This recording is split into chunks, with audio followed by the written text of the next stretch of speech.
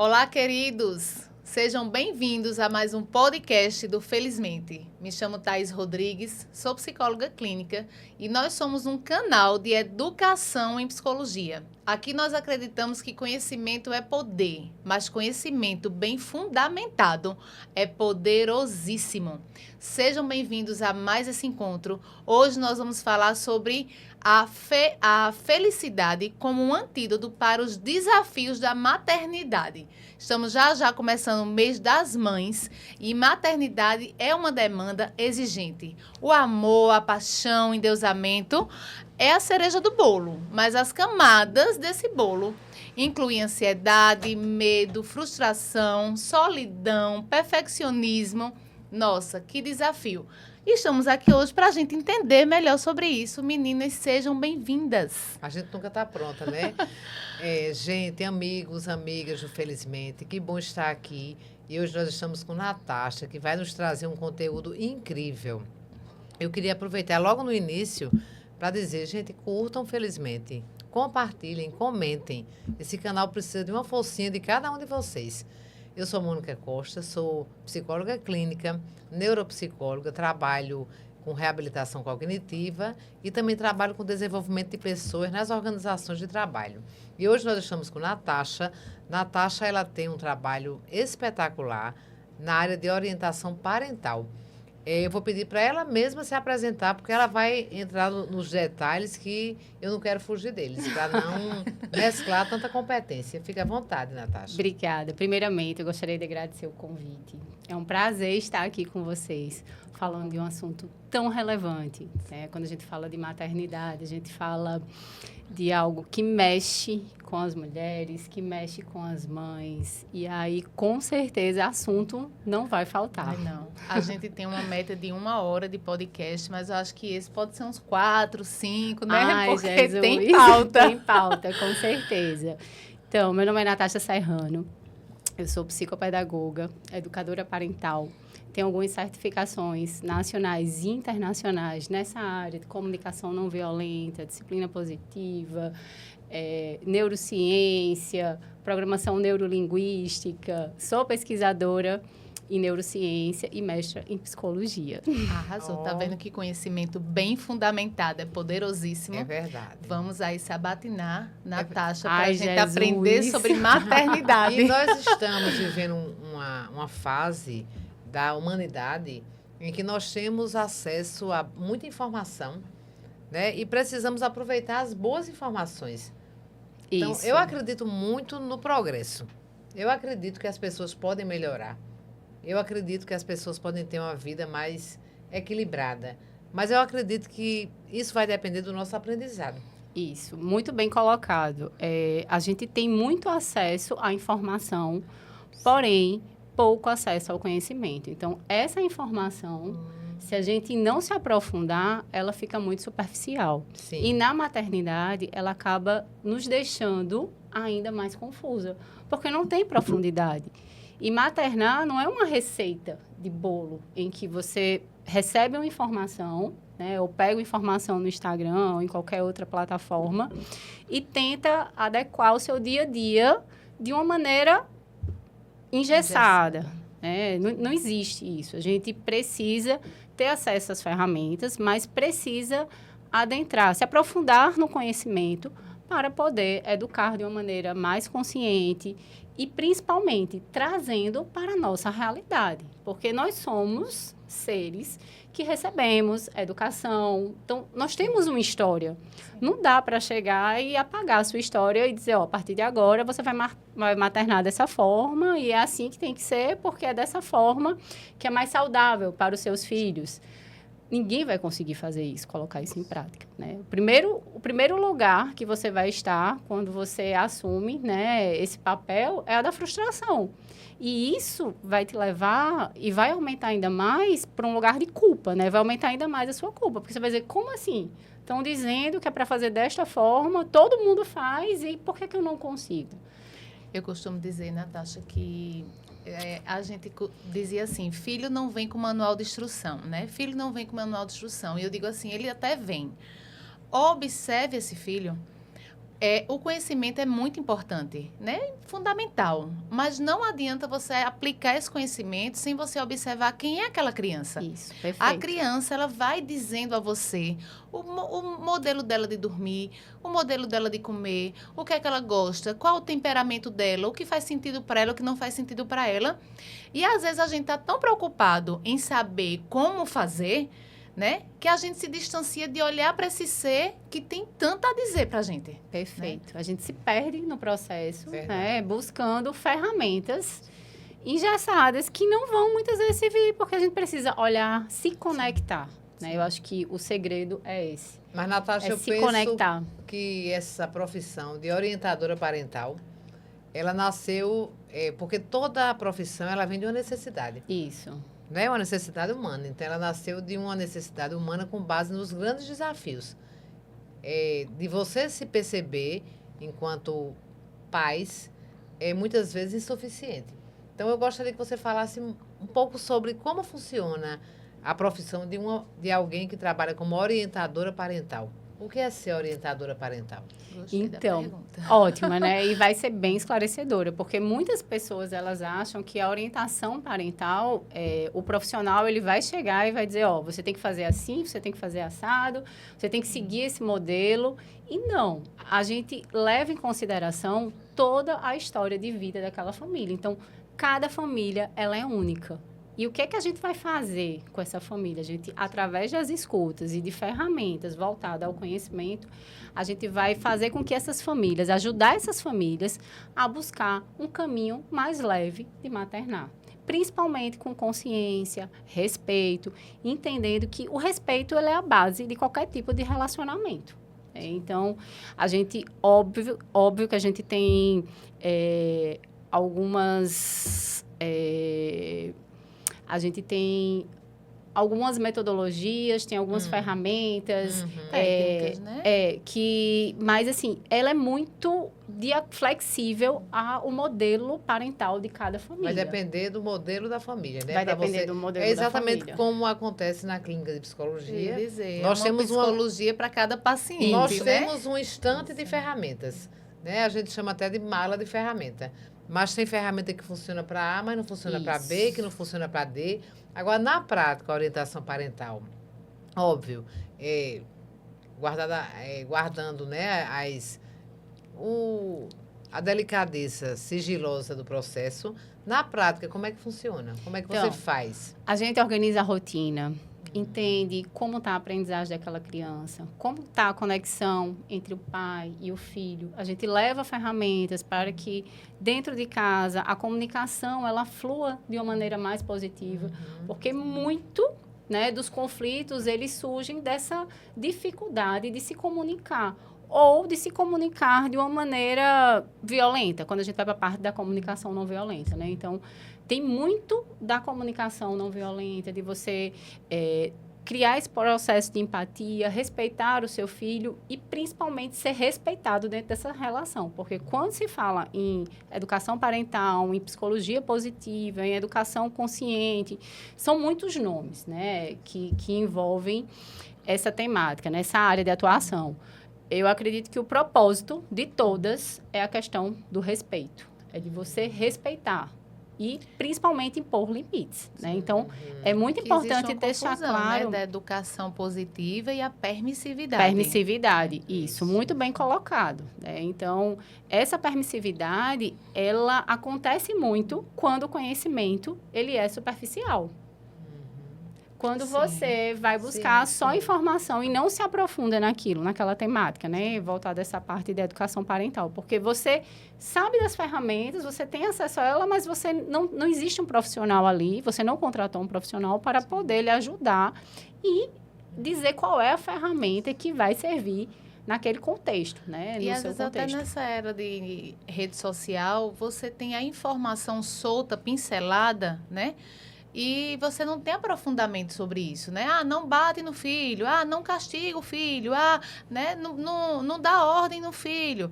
Mas aí você pega uma informação dessa e você diz, pronto, então agora ele é quem vai, né? Ele é quem vai dizer como é que vai funcionar aqui nossa casa. Não, né? a criança, ela não tem a parte pensante desenvolvida, ela não tem o córtex Perfeito. pré-frontal. Nós somos o córtex pré-frontal deles. Então, não posso deixar.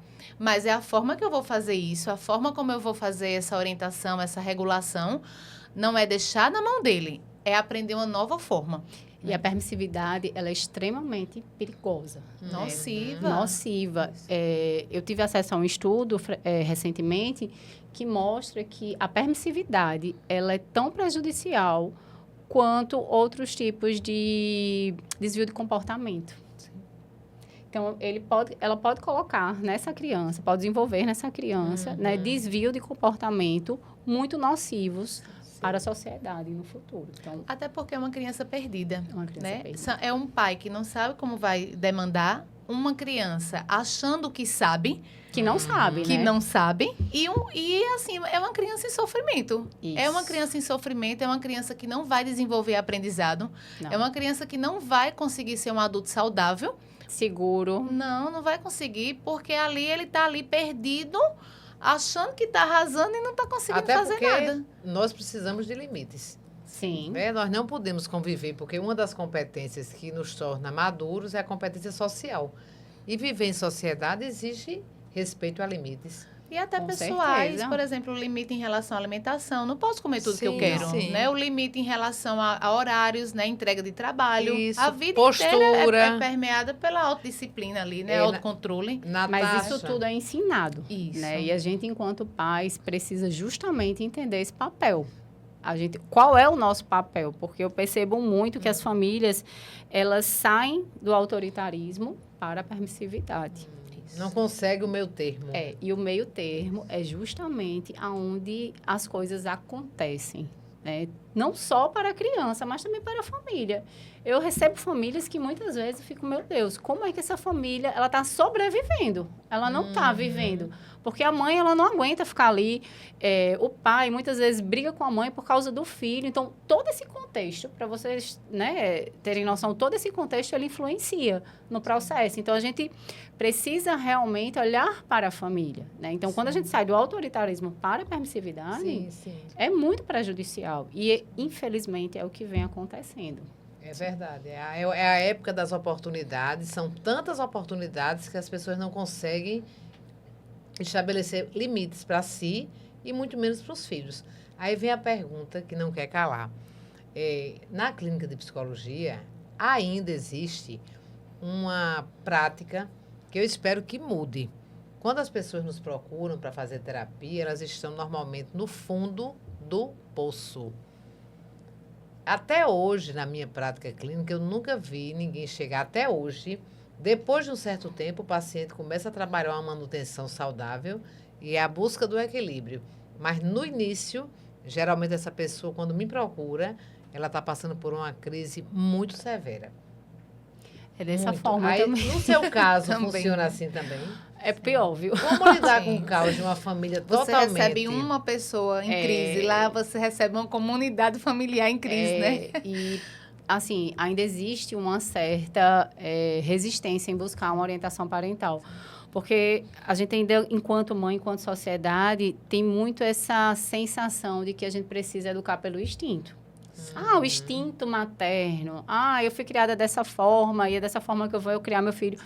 A gente não está aqui para condenar a educação que nos foi dada, mas Sim. naquele contexto era o que tinha e era um contexto social totalmente diferente do que a gente tem hoje, né? Vamos combinar. Então, Sim. as crianças, elas tinham contraturno para brincar, elas tinham a casa dos avós para se socializar, elas poderiam ir para a rua, desenvolver toda a parte, né, do desenvolvimento global, motor. Hoje em dia, a gente vive um outro contexto. E essa mãe tinha uma comunidade para se apoiar. Justamente. Porque ela criava esse filho junto com vó, com tia, com madrinha, com vizinho. A rede Né? de apoio, né? Isso, Ela estava ali isso, presente, isso. muito mais presente. E isso tem um impacto psicossocial muito forte no desenvolvimento das crianças, né? A gente sabe disso. E o que acontece? Então, essa questão do instinto, como ela ainda está muito enraizada, Quando se procura, é porque o prédio está pegando fogo. Eu costumo dizer que o meu trabalho ele acontece da seguinte forma. Um prédio, ele está pegando fogo. E você e sua família está dentro dele. Dentro do prédio, você não... Com toda aquela fumaça e fogo, você não sabe por onde sair. Não sabe como se salvar daquilo.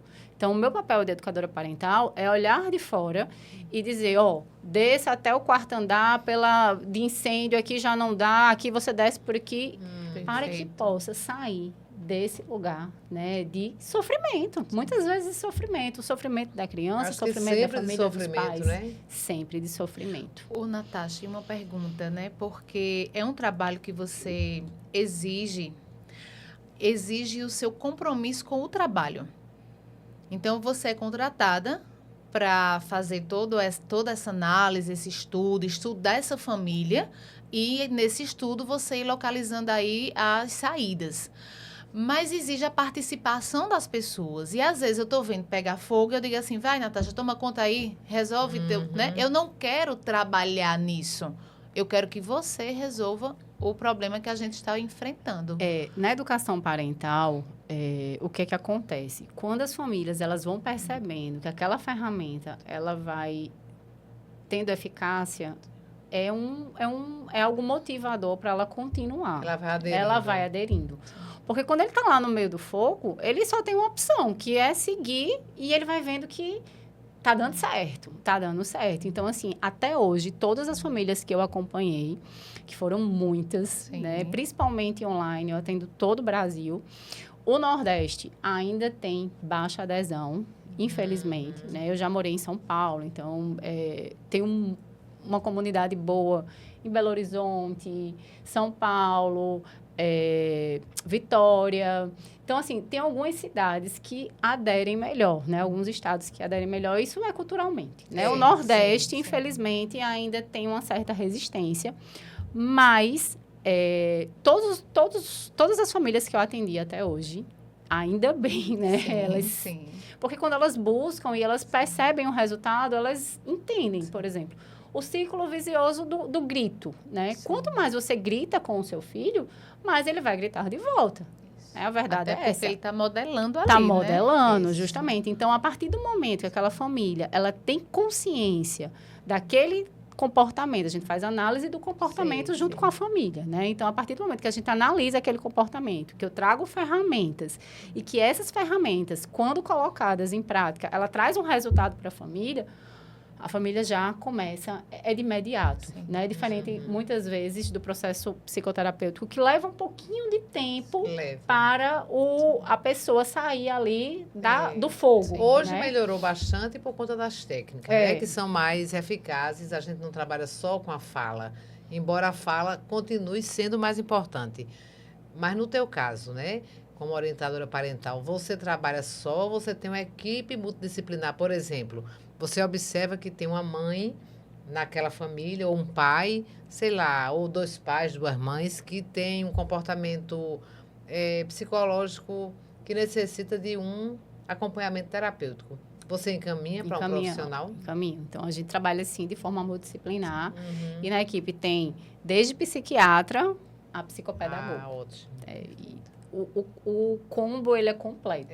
Muito importante. É muito importante. E, assim, a gente percebe muitas vezes a gente indica terapia de casal, porque percebe-se que ali existe uma comunicação, que ela precisa, um laço, que ele precisa ser fortalecido e que no processo de orientação a gente não vai conseguir dar conta. Então, a gente encaminha. E nessa parte do casal é super interessante, porque uma coisa é uma pessoa de fora chegar e dizer, eu acho que vocês podem fazer isso aqui vai ser bom para vocês, né? Outra coisa é a mulher chegar para o marido e dizer, a gente precisa de uma terapia de casal. Ou o marido chegar para a esposa. Dói muito mais, né? A gente, enquanto... É verdade. A gente sabe, né? Fora a resistência, né? Fora porque quando resistência. você já sugere, você está dizendo que eu tenho problema? Ou você está dizendo que eu sou o problema? Insatisfação, né? Você dentro quer falar, do relacionamento. Você quer expor a nossa pessoal. vida para um estranho? Isso. Né? Então, existem essas falas, que são falas que nós sabemos que são resistências. Na verdade, é um mecanismo de defesa. Ou seja, eu estou num estágio tão difícil do relacionamento que eu prefiro me fechar para que o buraco não se abra mais ainda. É a ideia que o sujeito ideia tem. errônea, né? É. Natasha, vamos abrir essa caixa de ferramentas, né? Vamos abrir essa caixa de ferramentas, né? Nasce uma mãe, nasce uma culpa. A famosa culpa, né? Vou abrir com ela porque ela tá me corroendo desde ontem, né? Passei batido no evento da minha filha, cheguei lá, ela chorando, eu chorando, porque não deu tempo para assistir a apresentação dela. E ela tá realmente me corroendo desde ontem. Como é que a gente modula essa culpa da mãe, hein? Então. Porque a gente não vai conseguir ser perfeito. Não. Eu digo que a gente, né? Eu tenho 43 anos, eu vou vivendo a maternidade ao mesmo tempo que eu vou vivendo minha jornada profissional, né? Ao mesmo tempo que eu vou vivendo outras demandas. Então, assim, vai deixando buracos pelos lugares, né? Eu não vou conseguir ser perfeita. Se eu administro o estudo, o trabalho, família, filhos, casa, amigos, eu vou deixando brechas. Eu sempre digo que entra a luz pelas brechas. Mas nesse caso entrou uma culpa. Não tem como falar de maternidade sem falar de culpa, né? E quando a gente fala de culpa, a gente precisa entender que na maternidade a culpa, ela tem 2 lugares. O ideal, o real, né? E o ideal. Então, qual seria o real e o irreal? Desculpa. O real e o irreal, na verdade. O irreal, ele está muito ligado à questão da expectativa, né, e realidade. Então, isso é colocado através da sociedade, através das redes sociais, através do marketing, né? Então, tudo isso influencia essa questão da idealização e romantização da maternidade. E isso traz uma culpa, muitas vezes, que quando a gente não tem consciência daquilo, né, a gente não entende como acontece esse processo, a gente acaba se deixando levar e, muitas vezes, deixando que ela nos visite de uma maneira mais corriqueira, né? O conhecimento, ele abre portas. Então, quando a gente está ali e entende a situação, a gente consegue lidar melhor com ela. Então, nessa parte irreal, né, a gente nunca vai conseguir alcançar, porque ninguém é perfeito, né? Nós não somos perfeitos, nossos filhos não são perfeitos, a maternidade, ela não é perfeita. Então, existem altos e baixos, assim como tudo, né? E se a gente ocupa esse lugar e passa também a se frustrar com bastante recorrência, a maternidade, ela acaba se tornando muito pesada. E tirando o brilho, né, que ela tem.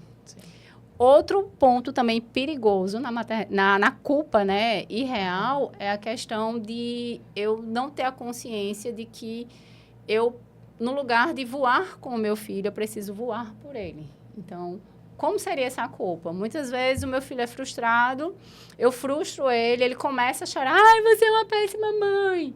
Aí você já se aprisiona ali, né? E faz, ai, eu fiz o meu filho chorar, eu não disse um sim para ele. Quando a gente sabe que esses nãos, essa frustração, ela faz parte do desenvolvimento. Ela precisa existir, ela precisa estar ali. Isso não vai fazer de você uma mãe ruim, pelo contrário.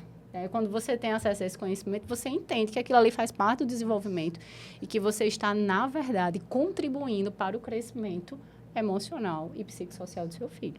Então, essa é a irreal. E no contexto real, é a questão, a culpa ela já ganha outro sentido, que é um sentido de alerta. E que ele faz bem para a maternidade. Por exemplo, eu saí com o meu filho, o bebezinho, estou aprendendo a ser mãe, não coloquei uma roupa reserva e voltando para casa, a criança golfou-se. Ai, eu sou uma péssima mãe, porque... Não, ela aconteceu de uma ação e o alerta, ele vem para que da próxima vez eu aprenda e possa colocar mais um par de roupa. No seu caso, né? Quando você se acolhe, você entende, eu saí da próxima vez eu já vou me organizar para poder chegar mais cedo e não perder a apresentação, né? Então, eu entendo a diferença, assim, de culpa e responsabilização, né? Eu realmente saí ontem com essa mensagem. Não dá para contar que o evento vai começar na hora, o evento pode começar antes, a escola não atrasa. Então, eu vou me programar para meia hora antes estar me dirigindo a esse destino. Eu saí, a culpa me serviu, para esta responsabilidade. Né? A culpa em si, você ficar ruminando, acho que você chama dessa culpa irreal, né? É porque a gente precisa ser objetivo, que não leva para lugar né? nenhum, né? A verdade é a gente precisa ser objetivo. Então, o que aconteceu? O que eu posso fazer para poder mudar essa situação? Então, a culpa ela não é num todo ruim, porque ela também serve de alerta para que a gente, né, em determinadas situações, quando ela nasce de uma ação, né, a culpa é um sentimento. Sim. E aí, ela vem de um pensamento, né? Então, assim, a partir do momento que eu penso e que eu sinto a culpa, e o que eu posso fazer de diferente? Então, assim, a orientação parental, ela está muito ali para trazer esse conhecimento para as mães e, principalmente, para ajudá-las a pensar de uma maneira mais objetiva. Tá, o que a gente pode fazer? Saia desse fundo do poço e resolva. Fora a culpa, né? Que é um sentimento comum a praticamente todas as mães. Ela é irracional, né? A culpa ela tá ali. Eu gosto muito de trabalhar esse sentimento culpa trocando por responsabilidade. Assuma a responsabilidade. Porque a culpa, muitas vezes, é um sentimento que nos diminui muito.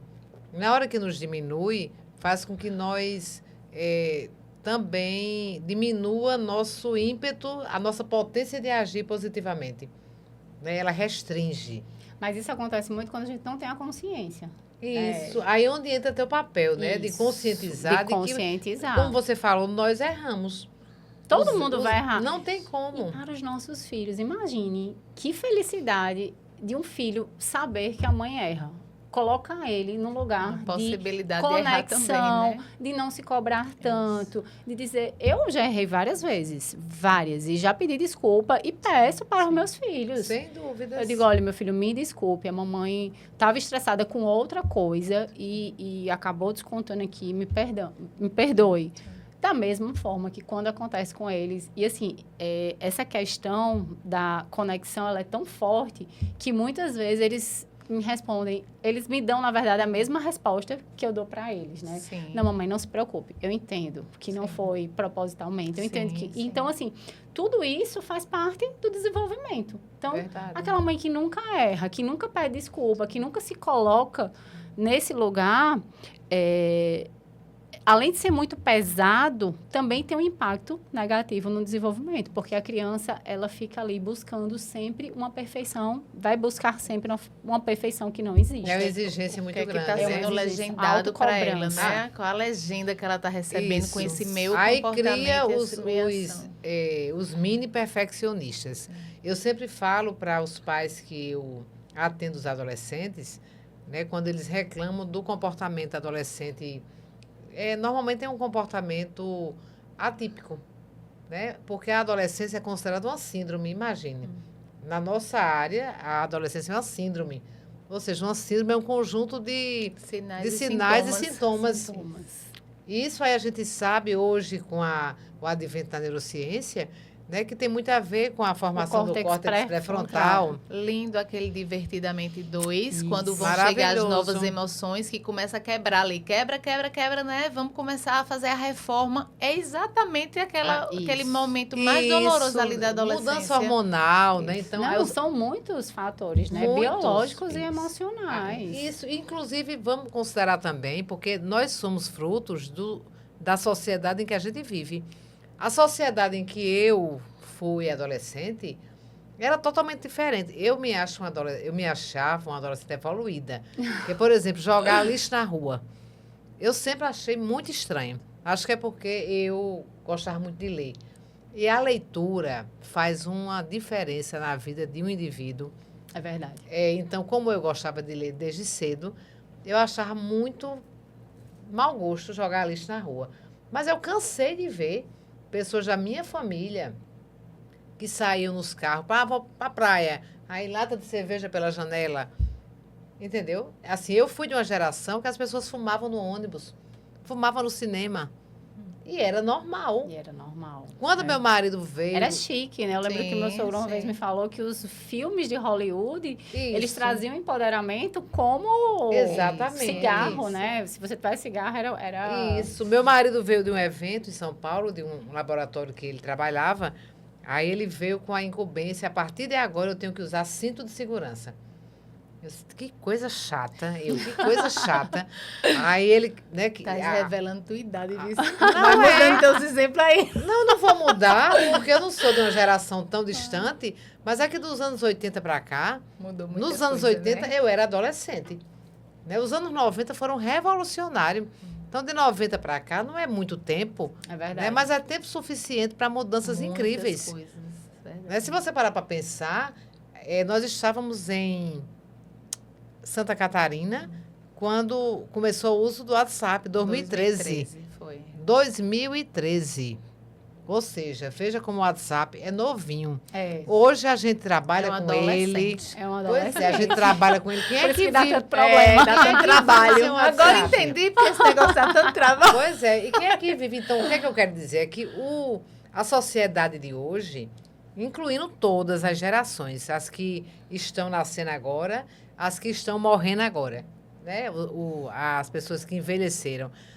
Todos nós estamos vivendo nessa nova sociedade. E mudou muito rápido. Quem não quer mudar porque acha que antigamente era melhor, lamento muito.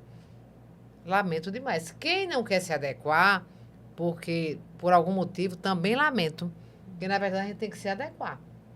Essa é a ideia, porque nós somos frutos de um período histórico. Qual é a frase clássica, né, de Darwin?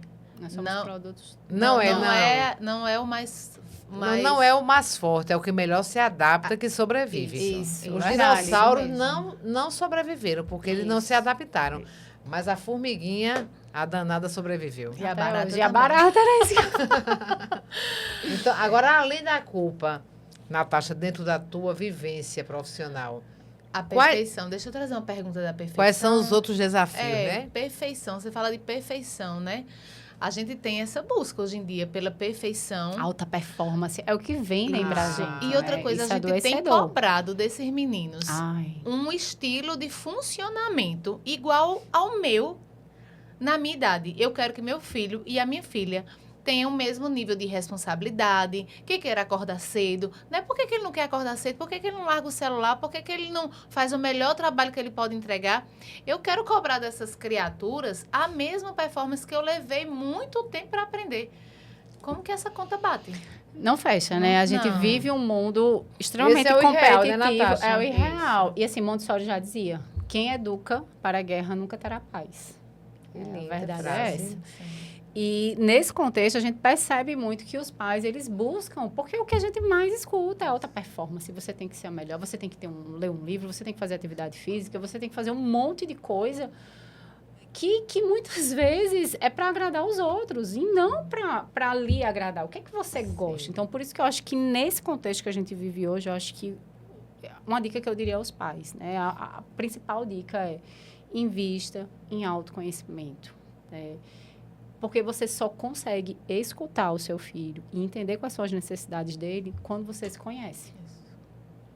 Porque quando eu me conheço, automaticamente eu já começo aí a parar o processo de transferência, de transferir para o meu filho aquilo que eu gostaria que ele fosse. Sim. Mas ele é um outro ser, né? Ele não é um apêndice, não é algo que está ali agregado a mim. Ele tem personalidade, ele tem gosto, né? Enquanto professora universitária, eu vejo muito isso.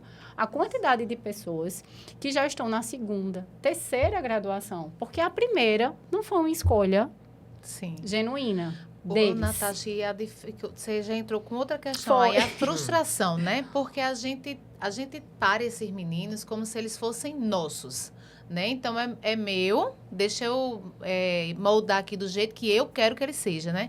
Me lembro de Isabela, bem pequenininha, ela foi a última a chegar na família. 3 meninos, chega uma menina. Que menina esperada. Para reinar, né? Para reinar. Então, era uma bonequinha. Aquele laço enorme na cabeça, o vestido, meia calça, sapatinho, boneca.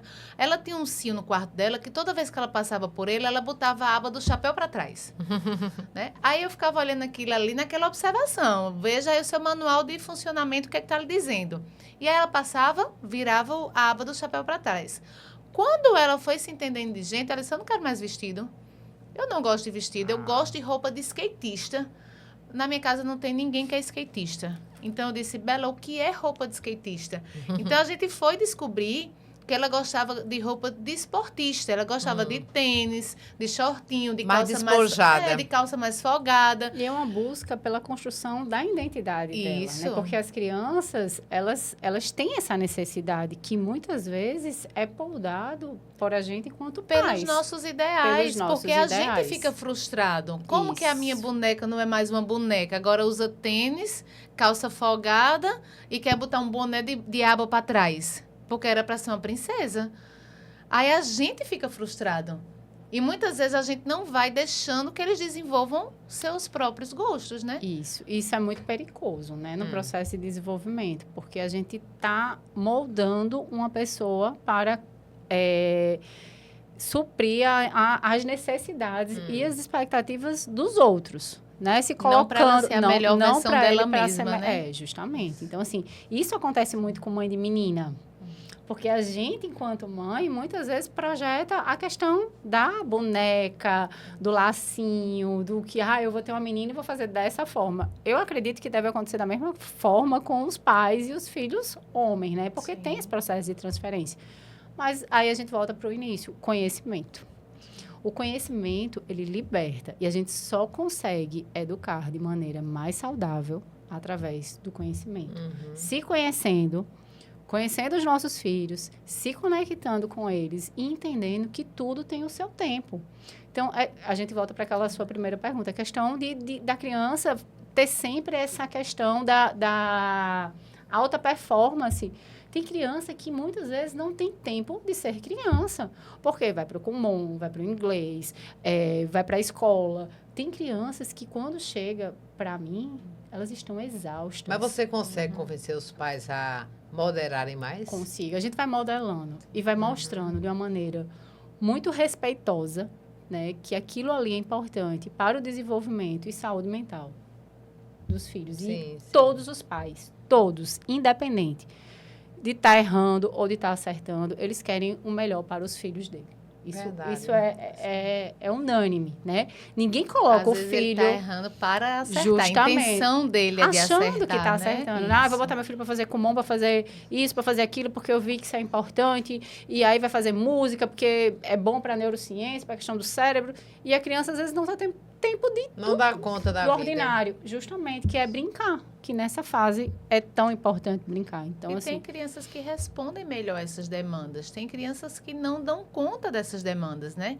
Às vezes eu dou conta de ter 1, 2 atividades extras. Às vezes eu dou conta de dar um pouquinho mais. Mas eu tenho que observar o que é que essa criança consegue, né? Também e mais do que funcionar. isso, infelizmente, tem crianças que não são escutadas.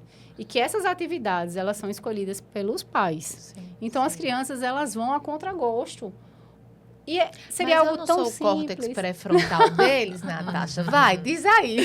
Você Mas é tem o que corte, respeitar a personalidade, né? Entender o contexto e as habilidades, né? Sim, Então, sim, assim, eu quero muito, eu acho lindo quem toca violão. Na minha casa tem um violão que foi da minha avó, passou para minha tia, passou para mim. Eu coloquei meus 2 filhos na aula e eles não quiseram mais ir. E tá tudo bem. Tá lá o Verdade. violão na sala. Quem chegar vai achar que é a casa de alguém que toca, São né? inclinações bem próprias da personalidade de cada um, Isso, né? mas a gente precisa respeitar, né? Isso. E aí, o que eu percebo muito é que, às vezes, os pais, eles, não, mas ele vai aprender, fica nessa esperança, não entendendo que cada um tem uma habilidade diferente. E quando a gente investe nas habilidades corretas, aí a gente consegue a alta performance. Potencializa, né? E consegue potencializa. fazer com que o indivíduo cresça. O que eu estava falando sobre a adolescência Feliz. é que os pais, por exemplo, doutora, minha filha, meu filho não gosta de estudar. Aí eu falei, então ele faz parte de 90% do público adolescente, porque praticamente nenhum adolescente gosta de estudar. Não é que eles não gostem de aprender. Olha a diferença, eles gostam de aprender, Verdade. de aprendizados novos. Eles são curiosos, aventureiros. Alguns modelos de Isso, de concordo. estudo, que são modelos tradicionais, cansativos, que muitas vezes o adolescente com 14, 15 anos que está ali efervescente, ele não aguenta ficar naquela sala de aula, naquele quadrado. Então, assim, há de haver uma mudança, né? Falando em escola, eu vou dar uma dica de ouro aqui, tá? Bora, Natasha, bora. Isso também é muito fruto da maneira que a gente entrega a escola para os nossos filhos. Porque a escola, hoje, ela é um lugar de múltiplas habilidades e aprendizados. Sim, Então, a sim. gente não pode se conter apenas a parte conteudista. Claro. Quando a gente chega para uma criança, para um adolescente, você tem que ir para a escola, você tem que aprender, você tem que tirar nota boa, você tem. Aquilo ali se torna um ambiente chato, né? Exaustivo. Isso. E ele acaba não entendendo e não percebendo a maravilha que é um ambiente escolar. Então, eu sempre oriento, e vou falar por mim, né? Na minha casa, eu sempre apresentei a escola de uma maneira muito legal. Então, o lanche da escola é mais legal. Se ficar em casa, não vai ter acesso a computador, não vai ter acesso a celular. Eu escondo todos os controles da casa. E o lanche vai ser bolacha, creme crack com água. Porque vai ter horário do jantar. Desculpa, do almoço, né? Que eles estudam pela manhã. Então, assim, se você fosse para a escola, você ia comer uma coisa muito mais gostosa. Porque a escola é muito legal. É na escola em que você vai encontrar os seus amigos. É na escola que você vai poder brincar na hora do intervalo. É na escola que você também vai aprender. Que ótima estratégia. Você não vai só aprender na escola. Então, assim, a gente tem muita essa dificuldade e chegam muitas famílias também nessa situação. E quando a gente faz todo esse remodelamento, né, na verdade, a gente consegue um resultado muito melhor. Muitas vezes é a maneira, porque assim, vai para a escola. Gente, a escola é maravilhosa. Às vezes a expectativa dos pais é que as notas sejam todo 10. A gente não vai conseguir esse resultado, né? A gente vai conseguir um outro resultado de você gostar desse ambiente. Mas os pais não estão conseguindo nem respeitar a própria escola. É o tempo todo brigando com o professor, brigando com o coordenador. Isso aqui está errado, isso aqui não está bem, muda isso, muda aquilo, isso aqui está errado. Vou na sua escola brigar com o seu professor, porque o que ele fez não está certo, né? Por isso que a gente precisa olhar para a escola de uma maneira diferente. Perfeito. Na sua época, na minha época também. Quando os seus pais, eles precisavam falar de algo mais sério, o que é que eles faziam? Eles falavam na sua frente, ficavam conversando na sua frente, ou eles diziam, você pode lá para dentro que você quer conversa de quê? De adulto. Mas ainda hoje, algumas pessoas têm o bom senso de fazer assim, né? Se perdeu um pouco isso. Se perdeu. Muito. Não, assim, algumas pessoas, né? Algumas. Eu acho muito importante. Então, assim, a criança, ela está fazendo parte ali de todo aquele processo. Então, muitas vezes ele vê a mãe falando mal da professora, vê a mãe falando mal da escola. E tudo isso também entra no contexto, né? E aí ele vai criando uma imagem da escola... Que a escola é um lugar para quê?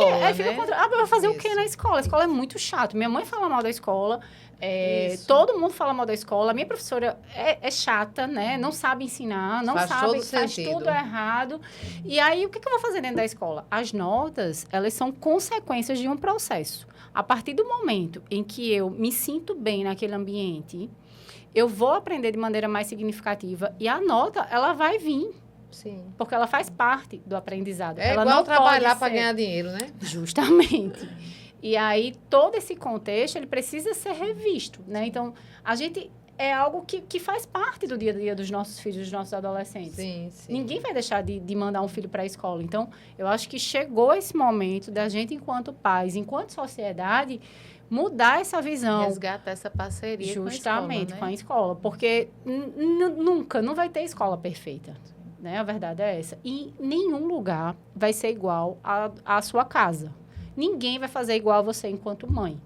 Então, assim, eu preciso entender esse contexto para poder... eu não gosto dessa escola. Alguns pais chegam e fazem, porque a escola do meu filho é muito ruim, eu não... Mude. Né? Mude. Mas você se eu estiver buscando a perfeição, não vou achar nenhuma, se né? você estiver buscando a perfeição, você não vai achar. Mas você precisa estar em um lugar em que você se sinta bem, acolhido, e que você ande ali do lado dos mesmos valores daquele lugar. Porque é o seu filho. Que você entenda que a escola não vai se adaptar a você. Não, a escola não vai atender a necessidade de Thaís, mãe de Isabela, não. A escola vai atender dentro de um contexto, uma comunidade com vários valores, né? Com vários princípios. E a escola hoje, minha gente, ela ocupa um lugar muito importante dentro da sociedade. Eu costumo dizer nas minhas palestras que o professor da educação infantil hoje, ele tem um papel na sociedade que, se os pais soubessem, ovacionava. Verdade. Porque até então, o que acontecia? As crianças, enquanto muito pequenas, brincavam na rua, ia para a escola para aprender. Mas ela passava o dia brincando, no final de semana ia para casa dos avós e se encontrava com os primos e tinha muitos irmãos. Hoje em dia, existem crianças que só têm esse contato na escola. Verdade. A gente estava falando sobre isso, né, com a Edgley. E o professor da educação infantil, ele tem todo esse papel de criar justamente o alicerce. Isso. Acreditem, é muito mais caro você reformar do que você construir uma casa bem feita. Sem dúvidas. Lá na frente, enquanto psicoterapeutas, a gente sabe que a gente consegue organizar as rachaduras, mas elas vão ficar ali. Mas eu penso que é um pouco também compensação dos pais. Tipo, eu não estou conseguindo dar conta da minha vida, por isso a importância do seu trabalho, Natasha. Eu não estou conseguindo, porque um outro desafio que eu percebo muito claro hoje, que nós vivemos, é o desafio do tempo. A gente falou da culpa, e agora a gente pode falar sobre o tempo, porque hoje as pessoas, não só as crianças, todas as pessoas são muito ocupadas. E o tempo, ele corre feito louco. O tempo, ele é o mesmo, né? Eu escuto muito isso das famílias, mas aí, o tempo, ele é o mesmo. O dia tem 24 horas, como sempre teve. O que é que muda hoje em dia? As distrações também. Então, a gente precisa aprender a gerir o nosso tempo. Então, essa questão de que, eu não tenho tempo. Não, você não priorizou isso. E outra questão do autoconhecimento que você falou. Quando eu tenho autoconhecimento, eu vou entendendo que esse tudo que existe também não me cabe. E não preenche. E o que é para mim, né? O que é que eu vou trazer desse mundo para o meu mundo? Porque nem tudo cabe para o meu mundo. Só que a gente está tendo muita abundância, e que bom dessa abundância, porque vai atender muita diversidade, mas nem tudo me cabe. Mas a gente precisa aprender a dizer não. Dizer, nesse momento, isso é ótimo, mas não me cabe. Isso. Isso aí é não, difícil. Ele é ensinado, ele precisa ser ensinado desde criança. Aí a pergunta é, quando seu filho diz não para você, o que é que você faz? Você aceita esse não ou você pune ele? Porque você não quer ser desobedecida, né? Você não aceita que Justamente. ninguém confronte você. Então, assim, a gente precisa entender o que a gente... Porque eu escuto muito isso em consultório. Eu quero que o meu filho, quando adulto, ele seja muito mais persistente. Mas eu não aguento essa criança, ela é muito insistente. Como é que você vai se tornar um adulto persistente se você, no meio do caminho, essa habilidade, ela foi interrompida, ela foi poldada. Verdade. Então, a questão da gestão de tempo, a questão do não. Escolhas limitadas. A gente é uma das ferramentas, é oferecer escolhas limitadas. Não quer dizer que seu filho vai poder escolher de um tudo, isso aí é permissividade. Sim. Mas entre o café e a água, o que é que você quer? Eu não quero nenhum dos dois. Mas você precisa escolher entre esses dois. Eu estou lhe dando 2 opções. Dessas 2 opções, o que é que você quer? Eu faço isso, Natasha. eu Eu não digo, quero. você quer escolher ou você quer que a mamãe escolha?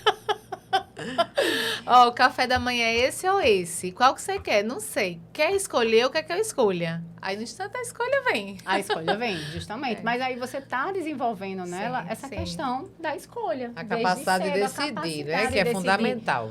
Essa questão da gente, enquanto adulto, ter essa dificuldade de dizer não, ela está muito atrelada à punição.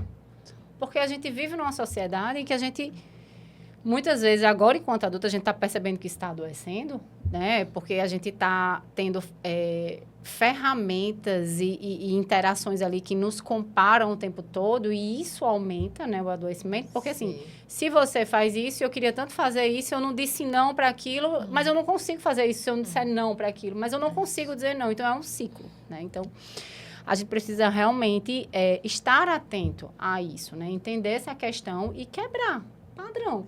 E entender que se eu disser não para você, não quer dizer que eu não goste de você, ou não quer dizer que eu não possa fazer isso em outro momento. Mas nesse momento é o não. Né? Eu já morei em outros países e isso é muito bem definido lá fora. Sim. E no começo, enquanto brasileira, eu sentia uma dificuldade muito grande. Que os nossos limites aqui não são saudáveis, né? Eu pensava assim, eu dizia, meu Deus, a pessoa disse não, assim, de uma maneira muito rude. Sem nem se justificar. Sim, por isso que você achou rude. Justamente. Isso. Mas aí, depois que você vai nesse caminho do autoconhecimento, você vai entendendo que ali é o limite da outra pessoa. se eu tô dizendo um não, se eu tô falando um não para você, eu não preciso justificar o não. Né? Não, você pode ir buscar um copo d'água? Não. Tá, tudo bem.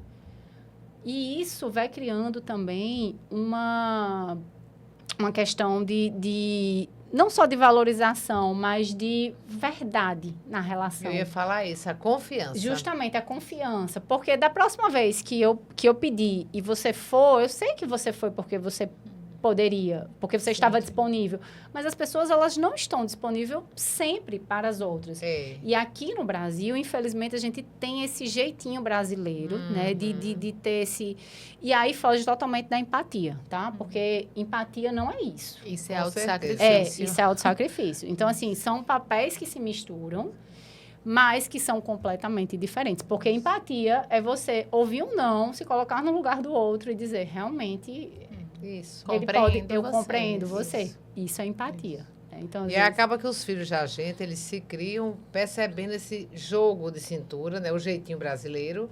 Ou seja, ou você faz o que não pode, dizendo sim a tudo, sem respeitar o seu tempo, sem respeitar os seus limites, obrigando também os filhos a fazerem, ou você inventa. Né? Desculpas. Que aí também é prejudicial, né? Do Porque tipo a assim, mentira... vamos jantar lá em casa, vou jantar. Aí a pessoa prepara o jantar, mas o outro não vai. Aí liga dizendo, tive uma dor de cabeça agora, nada. É mentira. É mentira. Então, Não era melhor ter dito mais cedo? Eu não vou poder ir, ou eu não tô Isso, afim é melhor de ir. dizer, não vou poder ir Justamente. por conta dos meus compromissos. Ou porque hoje eu não amanheci bem, não tô legal. Exatamente. Ou pronto, hoje Agora, não vai às dar. vezes eu preciso ter uma boa relação com a culpa. Voltamos à danadinha da Voltamos culpa. à culpa. Às vezes eu preciso ter uma boa capacidade de sentir esse sentimento, porque tem hora que eu vou dar um não e eu vou sentir a culpa. Mas eu não quero sentir, então fica arrumando um jeitinho. Mas a culpa ela vem da preciso- insegurança, né? Isso. A partir do Sim, momento sim. que você se sente seguro e que você sabe que esse não, ele não é algo proposital, ele não é uma birra, ele não é porque você não quer fazer, porque simplesmente você naquele momento não Sim, pode sim, fazer. Sim. Então eu digo a você não vai sentir essa culpa. A culpa ela só vem quando ela tá Mas carregada vem no de uma nosso- ação, de uma ação. Eu acabo entendendo que ela vem no nosso mundo que não permite esse limite estratégico. Né? Então, muitas vezes, a gente não tem essa organização aqui, né? A gente não tem essa organização de entender ainda esse sentimento. A gente fica com medo de perder relacionamentos, é a insegurança que você falou, fico com medo de chatear, fico com medo de ser mal vista. Então, como a gente não tem esse limite, vem esse sentimento, vem a culpa e o comportamento, né? As bordas mal organizadas do Extravasam, limite, né? Isso. Extravasa e torna uma relação ruim, que não é uma relação honesta. E as crianças copiam isso. Isso. Eu lembro que quando eu era criança, na minha casa tinha muito um discurso de que, não vou comprar isso porque em casa tem. Eu pedi um chiclete. Não, em casa tem. Eu lembro Em casa que não quando eu tinha. chegava em casa, não tinha um sorvete, não tinha um chiclete, não tinha um biscoito. E eu prometi pra mim, na vida, que eu não iria fazer isso com os meus filhos. E a partir do momento que eu fui estudando mais sobre família, sobre comportamento, eu fui percebendo que essa mentira, ela muitas vezes é o gatilho da birra. Porque a criança, ela vai ali entendendo que não tem realmente em casa, Quando e ela aí ela começa se a entender, desregula, né? Ela, não, eu quero. E a mãe, não, tem em casa. Não, mas eu quero. Tem em casa, meu filho. Mas ele já sabe, ele já teve uma experiência de que não tinha em casa. Então, assim, na minha casa, eu sempre fui muito honesta com os meus filhos. Então, meu filho tem em casa. E ele, tá bom, mamãe, tá certo. Porque ele sabia, ele tinha essa segurança de que tinha em casa. Então, quando você dá um não, quando você está nesse contexto, que você se conhece, que você entende que aquele não, ele é seguro, eu juro a você, a culpa, ela não se instala. lhe visita. Ela não lhe visita, porque agora é óbvio que a gente também vai, nessa estrada, né, do autoconhecimento, a gente vai aprendendo sobre como comunicar esse não. Porque isso faz também toda a diferença no processo. Uma coisa é dizer, não, eu não vou. Outra coisa é eu chegar e dizer, eu não estou me sentindo muito bem, eu não vou. Mas, assim, eu realmente não estou me sentindo bem, né? Eu não vou poder ir. Um sentimento autêntico. Mas, assim, na próxima a gente vai. Ponto. Tá se Isso, justificando, Natasha. Mas essa justificativa, quando ela tem profundidade, ela é verdadeira, ela muda todo o contexto. Muda. Agora, quando ela é mentirosa, né? Ou quando ela traz inverdades, aí o caldo engrossa. Com Porque certeza. a pessoa percebe, aí você se sente culpado porque você disse um não. Aí as crianças crescem, né? Nesse ambiente em que Isso. mentir é uma desculpa, né? Natasha, como nós já estamos no final do tempo, Tá? está passando Deus. rápido. Eu Passou quero fazer uma rápido. pergunta. É que o papo está tão gostoso. É possível, diante de tantos desafios, a gente citou vários, você explicou com muita maestria, é possível, com tantos desafios na maternidade, nós sermos felizes? Sim. A felicidade cabe na maternidade? Com certeza. Fale sobre isso. Sim. Com certeza. E ela está muito voltada ao autoconhecimento, né? Uma mãe feliz, ela consegue educar e consegue criar filhos felizes. Então, como é que eu vou buscar? Não é questão de individualismo, né? Não é você ser egoísta. É aquela questão mesmo do avião. O avião está caindo, você precisa botar a máscara em você para poder ajudar as pessoas que estão ao seu redor. Então, a partir do momento que, enquanto mãe, eu me conheço, eu sei quem eu sou, eu sei das coisas que eu gosto, e eu me permito ser Natasha, ser mãe, ser esposa, ser amiga. Quando eu coloco cada coisa no seu devido lugar, eu consigo não ter brechas.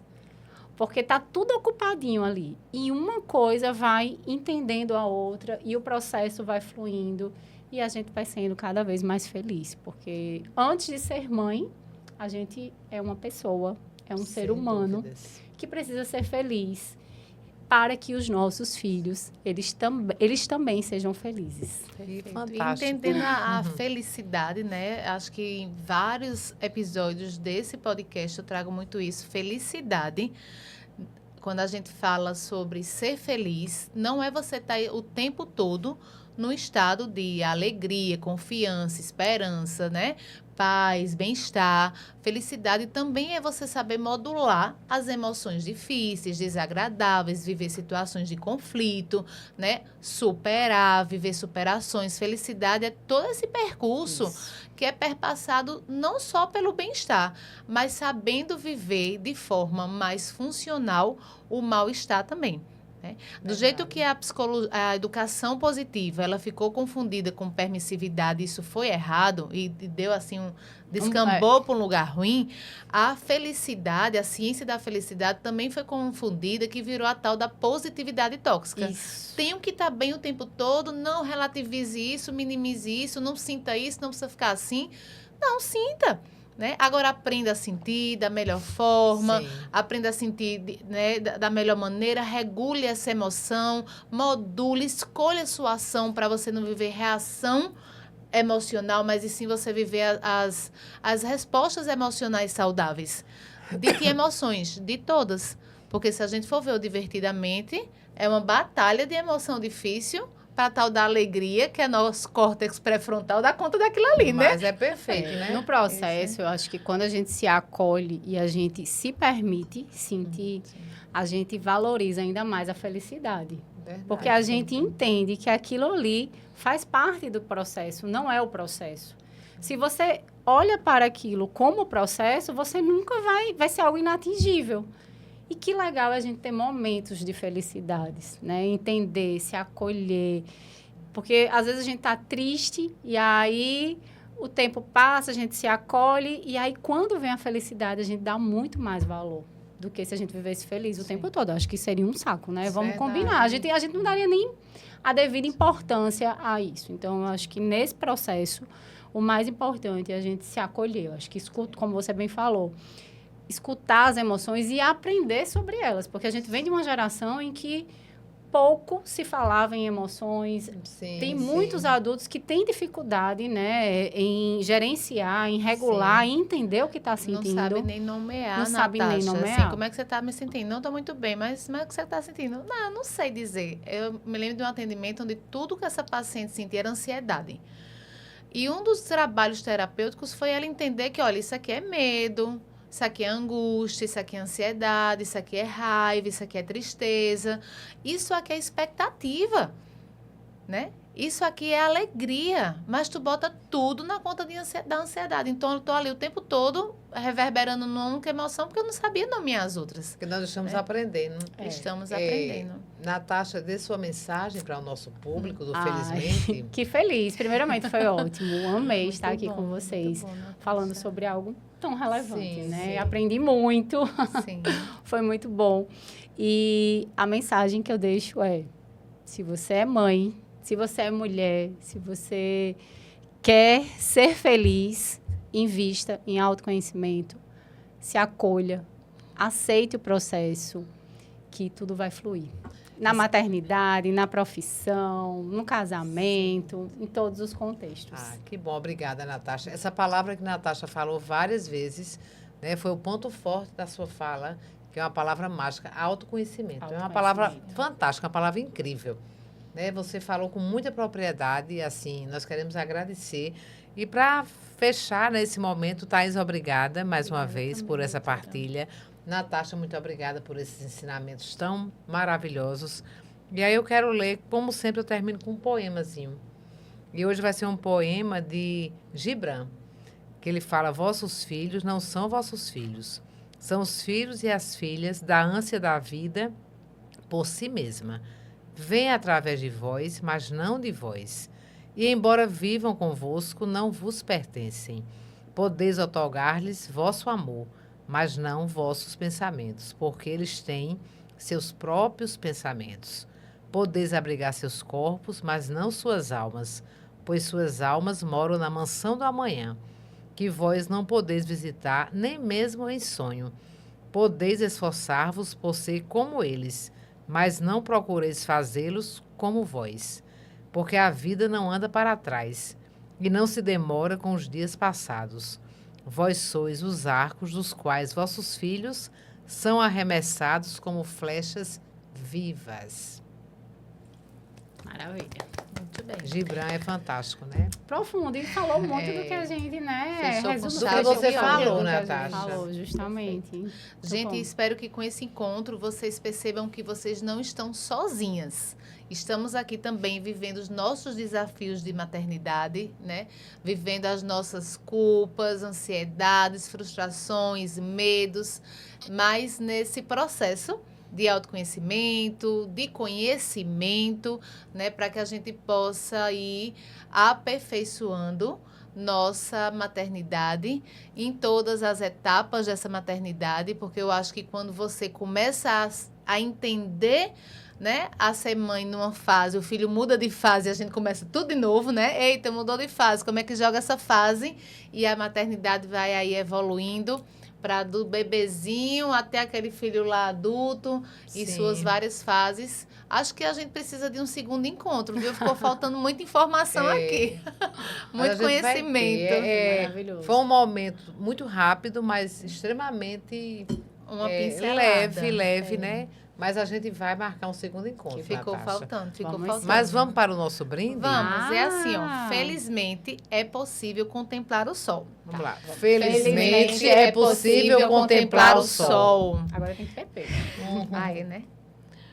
E Querida, aqui é uma lembrancinha para Ai, você do obrigada. Felizmente. Gratidão por ter Que vindo a lindo. compartilhar teus conhecimentos conosco grande aqui arte nesse ser feliz, espaço. amei. Rubem Alves, Não que é tinha. um amado. É, verdade. Um clássico. Obrigada. Gratidão, viu, Natasha? Quanto Anote carinho. aí boas informações para você trazer pra gente no próximo Com encontro. certeza. Obrigada pelo convite. Eu tenho um exemplar desse livro, que eu sou fã de Rubem Alves. Eu amei esse livro. Ah, eu vou amar também. São Com livros- certeza eu vou ler e depois eu vou falar lá. Tem tá? umas No meu observações. Instagram. Maravilhoso, maravilhoso. Maravilha. Gente, gratidão. Até a próxima. Um cheiro no coração de vocês. Curtam, compartilhem, comentem. Tchau.